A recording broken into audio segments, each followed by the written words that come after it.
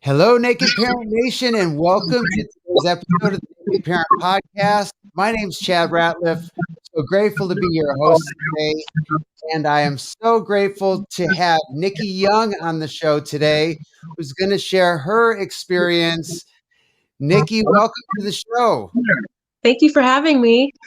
Yeah, we're so excited to have you. First of all, we're excited for anyone who's willing to come and share their story of raising children with unique needs. And you will be the first person on our show um, who's homeschooling their child and giving us that perspective. So I'm excited to learn more about that. But before we get started, I just want our listeners to know a little bit more about you. So, Naked Parent Nation, Nikki Young is the mother of 3 children. She lives in Las Vegas, Nevada. She has a 4-year-old boy named Owen, a 9-year-old girl named Whitney, and a 6-year-old girl named Kira, who has ASD and is nonverbal. Right. She was one of the only children who attended. She was your only child who attended public school. Right. And received services through special education program run by the school district. However, due to circumstances beyond your control, you are now homeschooling for the past year, and you're also taking on ABA and speech therapy, which sounds wild to me. So can you tell us a little bit more about how that all came to play? Right. So Kira was diagnosed with ASD in 2007. When she was, 2017, when she was almost 2 years old. She received services through the state up until she was 3 years old, and then she aged out. They recommended that we put her in special education through the school district, and she received speech therapy through the school. However, last year, when COVID hit, obviously the schools were closed, and the services they offered us was kind of like a Zoom kind of thing for speech therapy, and they wore a mask. So she couldn't follow along with the speech therapy because they had a mask on. So, and that only lasted for about a month. So I didn't want her progress to slow. So I kind of adopted the speech therapy at home using like flashcards and we have the Gemini system, things like that. But then since I withdrew her from school last year, she was taken off the list for this year. So now we're kind of like waiting to see if we can put her back. But in the meantime, I've had to adopt ABA and OT as well, because I don't want her to fall off the curb. You know, it's very, very difficult for ASD children, you know, to kind of have a break. They have a break, you know, they can regress a lot in a very short period of time. So in order to maintain the level of progress that she's had, I've had to just take it on myself and just continue where pick up where the school left off, you know? Wow. Now, were you homeschooling any of your other children? Yeah, so Sydney, my oldest, she's 9. I've homeschooled her since she was about 4 years old. So I've always had this idea that I was going to homeschool all of my children. The only reason why I didn't homeschool Kira at first is because, like I said, I thought that I couldn't, you know, because I thought, you know, she had these special needs and these special challenges, and I didn't even know where to start them. So, you know, they recommended that I put her in school, and I did. And I'm glad that I did, because, you know, they gave me a lot of guidance, and they kind of helped me with all the information that they've given me. That's kind of how I learned, you know, what I know now, you know, and taking other parenting classes and parent trainings, things like that, reading a ton of books. That's kind of how I came to homeschool her. So I'm glad that she started off in school, but I'm also really, really glad that I started homeschooling her as well. Oh, wow. That's all in. No doubt about it. So maybe if we back up a minute, can you tell us a little bit about when you knew something? Is Kira your youngest? No, my youngest is Owen, and he's 4. Kira's my middle child. She's 6. And when did you notice something was on a different trajectory, maybe? So, funny story about that. We went to Legoland in California on a family vacation. And there's actually this little play area in Legoland where there actually are Legos and kids can play with Legos. And she did I forget what it's called, but she's kind of stacked all the blocks of the same color. And another mom told me, you know, like, that's a sign of autism. And Wow. at first totally dismissed it. But then once she said that, all of a sudden pieces started to line up as far as like, the lack of eye contact and kind of like the OCD tendencies. And she was still pretty nonverbal at 2, which I didn't think much of it, at that age. But yeah, like pieces started fitting in together, and we took her to a developmental psychologist, and they diagnosed her with ASD. So like I said, it's kind of random that we found that diagnosis, but Yeah, and in Nevada, is it difficult to get appointments or meetings, uh, get evaluations, or how is it in Nevada? definitely. And in Nevada, there's very few resources for ASD parents. There are waiting lists upon waiting list upon waiting list. Hmm. I think there's only 1 or 2 doctors in the entire state who can even make the diagnosis. I mean, it's resources are not that plentiful here. So it's kind of like I could put her on a 3-year waiting list to get services, or I have to do it myself. I see. And so, were you on a waiting list to get a diagnosis, or do you still not even have one?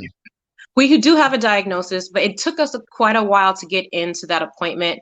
And getting into a follow-up appointment is also like months and months and months and months and months down the line. So, yeah, like I said, we're kind of on our own right now. And how long have you had the diagnosis? Since 2017. 2017. Yeah. And so, how did you react when you got the diagnosis? Um, I'm not gonna lie, there was a lot of kind of like a mourning period, because Mhm. I'm very, very big on education. Like I said, I homeschool my other children. It's kind of like that loss of possibility and loss of hope. It's like, oh well, I don't know what her future is going to look like. And like I said, at the time, I didn't think that she could be taught. I thought she would never speak. So it's kind of like a loss of hope. When I first got the diagnosis, obviously I've come to terms with it now, and she is like the most cuddly, lovable little child ever. So it's kind of a work in progress, which is like my personal mantra. My favorite quote is like, everything is a work in progress. It's like one day at a time, and we deal with it. We roll with the punches. I like that. And yeah, because the quote that you gave us, um, all children are a work in progress. They are. Right. We never expect perfection from children, any children, even, neurotypical children. We never expect perfection. Every day is a learning opportunity. Every day is a teaching opportunity. So, we look for opportunities to help them grow and learn all the time. And we never stop teaching them. We never stop helping them grow. I agree. I agree. Sometimes I get like out of Never Land sometimes, and I realize, when I reel it back in, sometimes it's not as different. It's similar to it as it is with anybody. All children are a work in progress. All children have unique needs. And certainly there's um, some differences, but sometimes I make it more different than it really needs to be. I think personally. So tell us a little bit about the homeschooling. What are some of the benefits to homeschooling an autistic child that you've found? Well, the greatest benefit is actually watching her gears turn and seeing her get it. I felt like when she was in school, obviously she was in special education, the emphasis wasn't really on education. The emphasis was on like potty training and, getting a routine and things like that. So I felt like she would always be behind academically with her peers. So I have focused on that a lot as well. So it's like, she can read and she can do math, like on the level of a first grader. I'm making sure that I keep her on. Like she doesn't speak a lot, but if I ask her a math question, she can tell me the answer. If I point to the words in books, she can read the words, so I want to make sure that I keep her on that level. So if one day, if she ever does just starts, speaking in complete sentences, I at least want her to be on the level of her peers. I don't want her to be, 9 years old and she can't read and she, does math on a kindergarten level. I want to keep her with her grade level. Wow, and you're able to do that. It's amazing. You're that's amazing. And what are some of the maybe what some of the challenges or cons to homeschooling that you may have found? So the biggest challenge for me is balancing between homeschooling the other two children, because like I said, my other two children are 9 and 4. So you have three different children on three different levels with three unique sets of needs. And I'm not a stay-at-home mom. I have a full-time job outside of the home. So it's not like I sit at home all day and we play with stuff. So it's like having to balance all three of the children and all their unique. That's the biggest challenge. But like I said, it's rewarding when I can sit down and it's like they all get it. I can sit down when they're all sitting down and they're quietly doing their work. I'm just like, oh, like thank you, like it's done, like I did it, like it's all worth it. Wow, it sounds that I got like a little anxiety just thinking about all the things going on. So, have you met with any other parents that are homeschooling autistic children, or are you kind of alone on that one? Well, I mean, I read a lot of blogs, but yeah, I don't know many people in person. A lot of people, they're discouraged like I was. They're thinking that their child is unteachable. They're thinking that, it'll be too difficult, or, their child has a meltdown. It's like, okay, now what do I do? He doesn't want to read. And if I make him read, he has a meltdown. Should I make him stop reading? So, I mean, I'm trying to encourage more parents to homeschool their autistic children. I want them to know that it is possible. It's hard, but it's possible. I like that. I appreciate that, and I have to admit that I fall into the other side sometimes where I just feel like something's too hard, or maybe it's not even worth it, or not necessary to push, and and I feel like that's I'm making a disadvantage to my child in doing so. 'Cause sometimes when I get great care providers, they'll show me things that were possible that I didn't even realize were possible, and then I realize, wow, I don't want to let my own child down. You know what I mean? So I appreciate that you're bringing this to our attention so that we can maybe open the door to the possibilities that we may have to close the door to. So, how, so you said that, did you know early on that your child, that there was something different? When was Legoland? How old was your child then? I think she was almost 2. Almost two. So you knew from an early age that maybe that she was on a different path. Yes, I And then did. you got the diagnosis at what age again?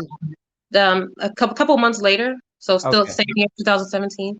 Okay. And so how's like what's what's a like what does a difficult day look like for Kira? A difficult day is usually starting off with a meltdown because it's hard to get her to focus on anything when she's had the meltdown. I pretty much have to let it ride and then start the day from there. So usually if she wakes up in a bad mood, I can tell that it's going to be a bad day. But I mean, the whole day is never bad. It's just getting her back on track after a meltdown um, takes up a lot of time, and it throws my entire homeschool schedule off track. But that's that's par for the course. That's unavoidable. So you just have to roll with it. Is there any indication that it's coming, or is it random? Yeah, she's a kind of a hair trigger. It's like it could be any little thing. Like waking up and her favorite toy is not where she left it, or I put her juice cup on the wrong side of her cereal bowl. It could be anything. So I just have to kind of prepare for it and make a note of like what caused the last meltdown and not to do that again. And like I said, just let it ride out. And what is and all right, so ride out. Is there what is your involvement in kind of helping her through something like that? Is there something that you can do to help her through it, or is it just a matter of time? Well, sometimes the deep pressure stimulation helps. One of her OTs taught us that.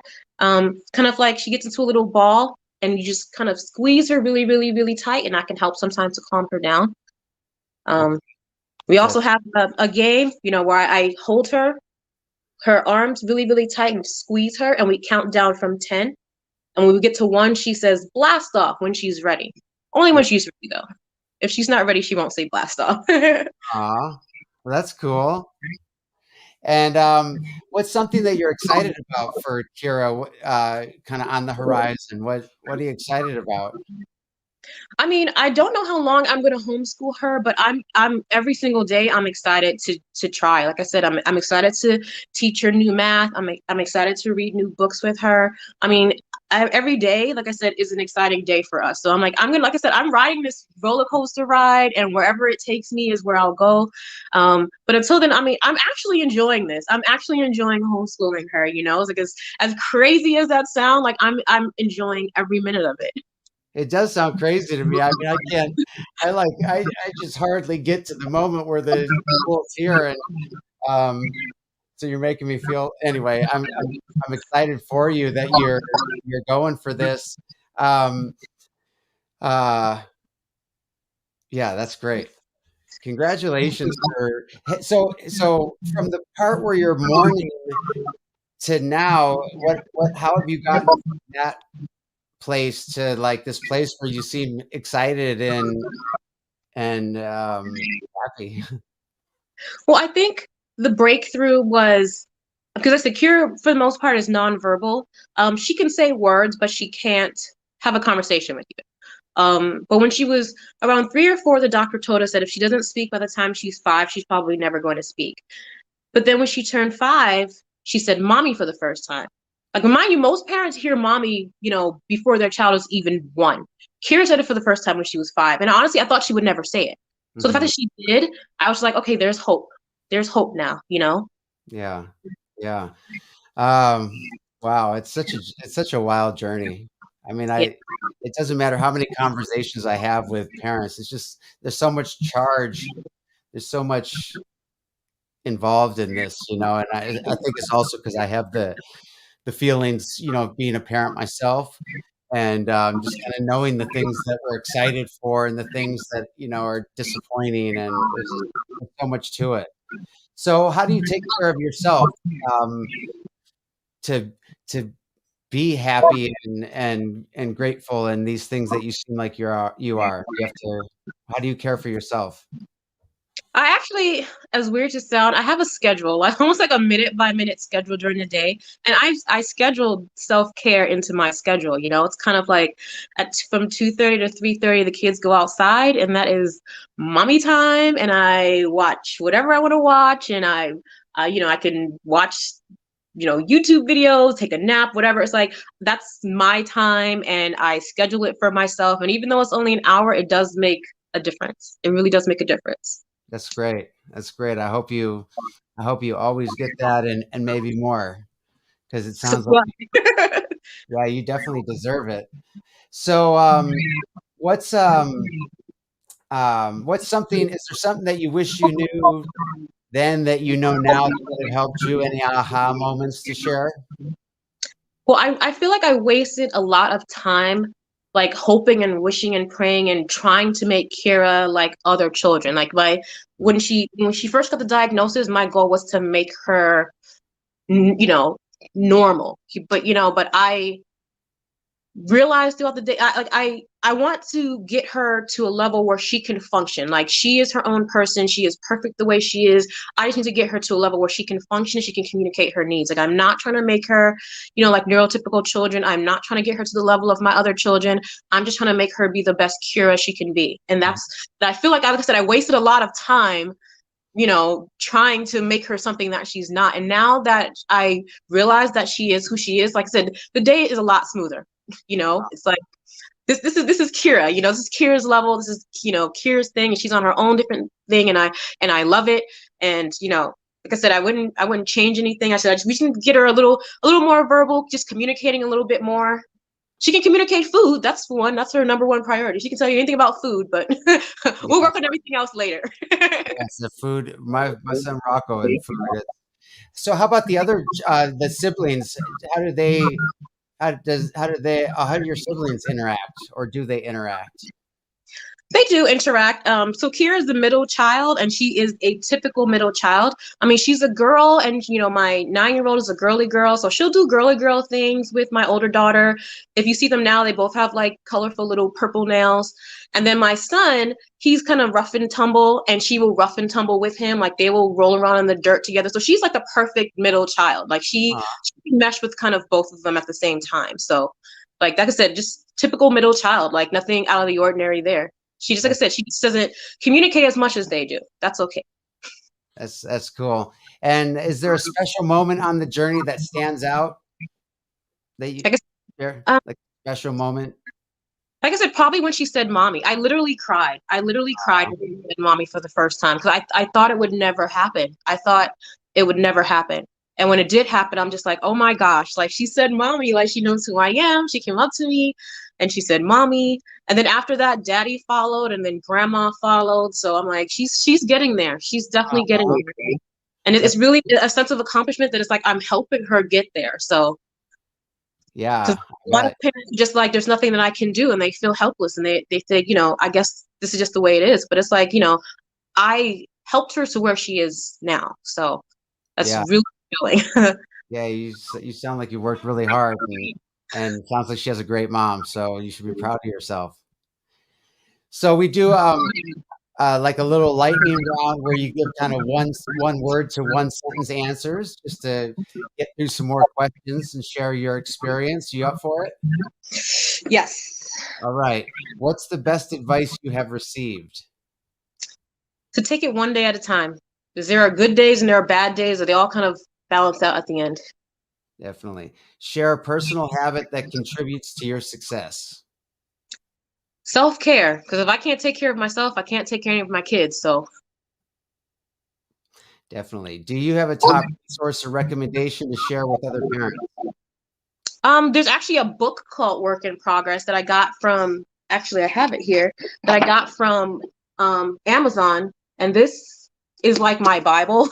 It's not only about education, it's also about like behavior management techniques. And I'm like, that's always helpful. I mean, even if you're not educating your child, just to learn how to, do with potty training and stuff like that. So that's like my Bible. Cool. What's next on your list that you want to add for your individual well-being? Um, More parent classes because I'm like I said, I'm doing the ABA at home and it's pretty step by step. But I'm no by no means am I a BCBA, so I need a little more parent training. But I'm getting there. So And what's one thing you'd like to improve? What's one thing you think would improve your life if you did it or had it? more federal funding for autism programs. Just there needs to just be more resources out there for parents. I agree. I agree. So it sounds like you're doing an amazing job. What advice or guidance do you have to share with other parents out there that are, on the similar journey? I mean, don't be afraid of your child. Don't be afraid, that you can't help them because even the effort to help them helps them. That's So, a great point. You're very inspiring. You've inspired me in this conversation, um, and just kind of like help me believe that